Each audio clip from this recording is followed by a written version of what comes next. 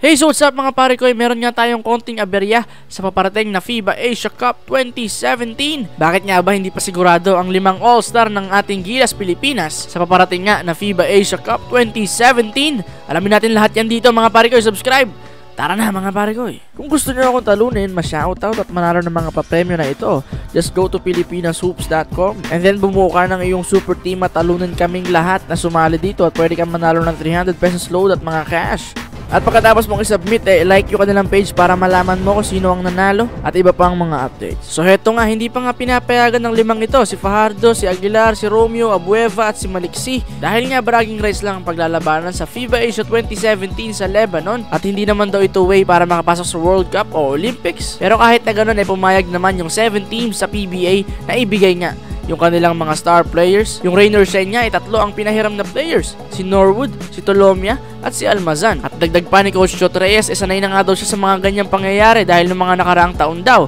Ganyan din yung mga issue, yung mga hindi pagpapahiram ng mga players. So nasanay na nga lang daw siya sa ganun. Pero nangako naman ng PBA na mag-a-adjust daw sila kapag home and away qualifiers na po para sa World Cup. Pero ang opinion naman ni Coach Chot Reyes kailangan na nga ngayon. Kailangan na natin magkaroon ng chemistry para hindi na tayo mahirapan mag-adjust kapag paparating na nga ang home and away qualifiers para sa World Cup. Ang China nga raw at Australia naglalaban-laban na nga bilang preparasyon para sa darating nga na home and away qualifiers para sa World Cup. Ayun nga, so para sa akin kailangan na talaga magsama-sama ng mga PBA stars na ito sa ating team. Pero kahit ano man ang maging desisyon ng mga PBA teams dito, dapat susuporta pa rin tayo para sa ating Gilas Pilipinas. Sabi nga ni Coach Chot, gagawin daw nila ang best nila kahit ano man ang mangyari sa darating na FIBA Asia 2017 sa Lebanon niya. So ayun lang, maraming salamat nga sa panonood mga pare ko.